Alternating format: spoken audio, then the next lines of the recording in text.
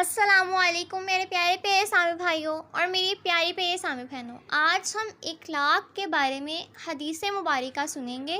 روایت ہے حضرت عبداللہ ابن عمرو سے، فرماتے ہیں فرمایا نبی صلی اللہ علیہ وسلم نے کہ مسلمان وہ ہے جس کی زبان و ہاتھ سے مسلمان محفوظ رہیں، اور مہاجر وہ جو ممنوع چیزوں کو چھوڑ دے۔